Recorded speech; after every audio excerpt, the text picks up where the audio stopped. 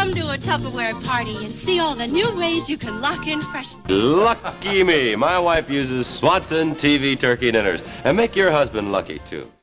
Food traditions have always been more than just meals. They were experiences, shared moments, and flavors that shaped our lives. But as times change, some of these beloved customs have faded away. From the convenience of TV dinners to the charm of soda fountains and clam bakes, these traditions evoke a longing for the lost connections they once provided. What memories do these traditions stir within you? Join us as we explore 10 iconic food traditions that have disappeared over time, each with its own story to tell, and a reminder of how food once brought us together in ways we might not have realized.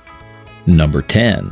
TV dinners. TV dinners, introduced by Swanson in 1953, revolutionized the way America ate. The idea came about after Swanson found themselves with a surplus of frozen Thanksgiving turkey. Rather than let it go to waste, they packaged the turkey with sides like cornbread stuffing and sweet potatoes in compartmentalized aluminum trays. Just pop it in the oven, and voila, a hot, complete meal with almost no effort. By the 50s and 60s, TV dinners became a household staple, especially as more women entered the workforce and families sought quicker meal solutions. These trays made life easier. No chopping, cooking, or dishes. And let's not forget about the best part, balancing your dinner on a folding TV tray while watching The Twilight Zone or Bonanza with the whole family. But by the late 90s and early 2000s, TV dinners started losing their appeal as people shifted toward fresher, less processed foods. Still, those foiled trays hold a special place in our hearts. After all, who didn't miss peeling back the foil and finding that perfectly divided brownie waiting at the end? Number 9. Fondue parties. Fondue parties were the social event of the 1970s, turning a bubbling pot of cheese or chocolate into a reason to gather with friends and family. The tradition has its roots in 18th century Switzerland, where peasants used stale bread and melted aged cheese to make the most of winter supplies. The word fondue comes from the French word fondre, meaning to melt, which is exactly what happened at these delicious gatherings. Fondue made its way to America during the 1964 New York World's Fair and quickly became a sensation. Suddenly, everyone had to have a cacalon, a special fondue pot, and a set of long forks to dip cubes of bread into melted Gruyere or Emmentaler, mixed with white wine and garlic. And if cheese wasn't your thing, chocolate fondue took the trend to the next level, offering strawberries, marshmallows, and pastries ready to be drenched in velvety chocolate. Fondue wasn't just food, it was an experience, perfect for lingering conversations and maybe a little wine-fueled fun. But by the 80s, the trend fizzled out as people opted for quicker, lighter meals. Still, those of us who were lucky enough to attend a fondue party know the truth. Nothing bonds people quite like swirling melted cheese and fishing out a lost bread cube with a laugh. Number 8. Soda fountains. Soda fountains weren't just places to grab a drink.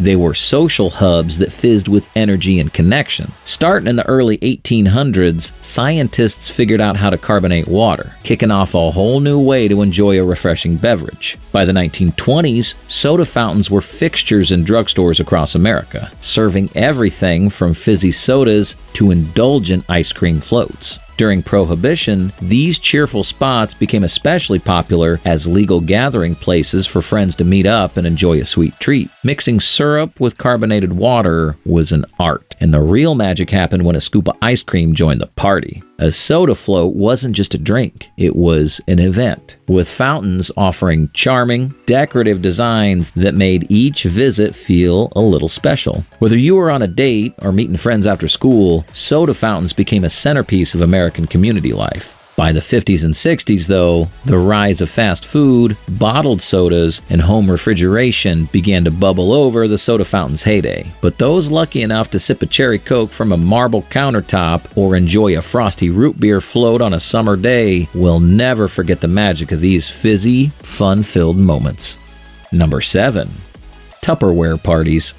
In the 1950s and 60s, Tupperware parties were all the rage, transforming living rooms into showrooms filled with airtight containers and friendly competition. While Earl Tupper may have invented Tupperware in the 1940s, it was the savvy Brownie Wise who saw the magic in home demonstrations. She turned these gatherings into social events where women could learn about the revolutionary burp seal lid and maybe win a prize or two. At these parties, a hostess invited her friends over, and a Tupperware representative dazzled them with product demos that kept leftovers fresher than ever. But it wasn't all business. The events featured fun games, prizes, and plenty of laughs, making them a highlight of the social calendar. Beyond the plastic bowls and snap-tight lids, these parties gave many women a path to financial independence at a time when job opportunities were limited. By the 70s and 80s, the rise of retail stores and online shopping and the growing number of women entering the workforce meant fewer gatherings around the punch bowl. But for those who remember, Tupperware parties weren't just about storage. They were about connection, laughter, and building a sense of community, one burping lid at a time. Number 6. Milkman deliveries. Long before grocery stores took over, the familiar clink of glass bottles meant one thing: the milkman had arrived. In the early 20th century, milkman deliveries were a lifeline for urban families who couldn't keep cows in their backyards. Starting in the late 1800s, local dairies supplied fresh milk, which the milkman delivered using horse-drawn carts, and eventually trucks. Milk wasn't just dropped off. It came in glass bottles, a big upgrade from the old method of scooping milk from barrels. Families would leave empty bottles and payment in insulated boxes by their front doors, and the milkman would swap them out for full ones. This daily delivery system guaranteed fresh milk, which was essential before home refrigeration became a household norm. By the mid-20th century, though, milkman deliveries began to disappear. Supermarkets offered the convenience of buying everything in one place, and refrigerators meant milk stayed fresh longer at home. Yet, for those who remember it, the milkman's arrival was more than a delivery. It was a comforting ritual that marked the rhythm of the day, one bottle at a time. Number 5. Ice cream socials. Few things say summer like an ice cream social, a sweet tradition that brought communities together under the sun. These events date back to 1744, when Maryland Governor Thomas Bladen served ice cream at a dinner party, making it the first recorded ice cream social in North America. The tradition gained even more traction in 1802 when Thomas Jefferson hosted one at the White House, proving that even presidents couldn't resist a scoop or two. Throughout the 1800s, schools, churches, and neighborhoods embraced ice cream socials, turning them into beloved summer gatherings. Families took turns cranking ice cream makers by hand, using a mix of ice and salt to freeze the creamy concoction. The process was as much about teamwork as it was about dessert, because let's be honest, nothing brings people together like homemade ice cream on a warm day. By the mid-20th century, however, the rise of ice cream parlors and home refrigeration meant fewer reasons to gather around a crank. But for those who remember, an ice cream social wasn't just about the frozen treat. It was about sharing laughter, community, and that magical moment when the ice cream was finally ready. Number 4. Salad bars in restaurants. Salad bars made their debut in the 1960s, offering a fresh and customizable way to dine. At a time when meals were often heavy, salad bars felt like a lighter, healthier alternative. And the best part? You were in control. Whether you wanted just a few greens or a towering mountain of toppings, it was all up to you. With tongs in hand, diners could choose from crisp veggies, savory dressings, and crunchy add-ons, crafting their perfect salad masterpiece. Salad bars quickly caught on, popping up everywhere from casual restaurants to fast food chains, making fresh produce both accessible and affordable. They embodied the spirit of self-service, giving diners the freedom to build meals that suited their tastes and dietary needs. But as convenient as they were, the popularity of salad bars wilted by the early 2000s. Concerns over foodborne illnesses and shifting dining trends made people wary of shared food stations. For those who remember, though, there was something special about a well-stocked salad bar, where croutons were abundant, ranch dressing flowed freely, and your only limit was the size of your plate. Number 3. Baking contests. Baking contests were once the heart and soul of country fairs and community gatherings, where home bakers showed off their most cherished recipes in pursuit of ribbons, prizes, and serious bragging rights. These contests flourished in the 1940s and 50s with the launch of the iconic Pillsbury Bake Off in 1949, cementing them as a beloved tradition. The competition was no cakewalk. Participants spent hours perfecting their entries, often relying on family recipes passed down through generations. Every measurement had to be precise, every pie crust just right. Judges weren't just looking for taste. They scrutinized texture and presentation too.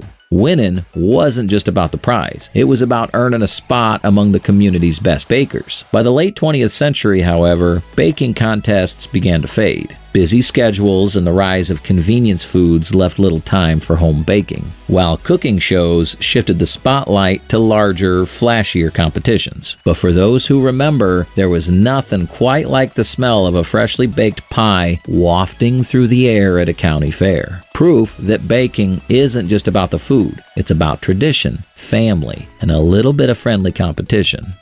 Number 2. Pig pickins. A pig pickin' was more than just a meal. It was a celebration of community, food, and tradition that brought folks together across the South. This beloved custom dates back to before the Civil War, when pigs were a plentiful and practical food source. Families and neighbors gathered to mark the occasion with socializing and feasting, turning the pig roast into a festive event. By the 19th century, pig pickins became a staple of church events, political rallies, and other community gatherings. The process involved roasting a whole pig, usually between 80 and 120 pounds, over a charcoal or propane grill for several hours. To keep the meat flavorful and tender, the pig was basted with regional sauces, mustard-based in South Carolina and vinegar-based in North Carolina. Once cooked to perfection, the tender meat was pulled right off the bone, giving the event its name. As lifestyles changed and modern conveniences made large gatherings less common, the tradition of pig pickins began to decline. But for those who remember, nothing beats the joy of gathering with friends, the aroma of slow roasting pork in the air, and the simple pleasure of picking tender, flavorful meat straight off the bone. Number 1. Clam bakes. Clam bakes were the epitome of coastal tradition, especially in New England, where the summer breeze and salty air set the perfect stage for this beloved gathering. The roots of the clam bake stretch back to Native American tribes, who cooked seafood in sand pits with hot stones and seaweed. Early settlers adopted the practice, and by the 19th century, clam bakes had become a highlight of family reunions, summer gatherings, and local festivals. The ritual began with digging a pit on the beach, lining it with stones, and building a wood fire to heat them. Once the stones were hot, layers of seaweed were spread over them, followed by a feast of clams, lobsters, mussels, corn, and potatoes. The pile was then covered with more seaweed and a tarpaulin to trap the steam, allowing the food to cook slowly while absorbing that unmistakable briny flavor. Over time, changing cooking methods and the availability of seafood led to a decline in clam bakes. But for those who remember them, the magic of gathering on the shore, digging into a hot, sea-scented feast, and savoring the taste of summer remains unforgettable. These food traditions didn't just fill our plates. They shaped our childhoods and created memories we still cherish today. Whether it was the sizzle of a pig roast, the excitement of a Tupperware party, or the joy of cranking homemade ice cream, these moments remind us of simpler times spent with family and friends. What was your favorite food tradition growing up? Let us know in the comments. If this trip down memory lane brought back some delicious memories, don't forget to like, share, and subscribe for more nostalgic content. After all, food may change, but the memories it creates are timeless.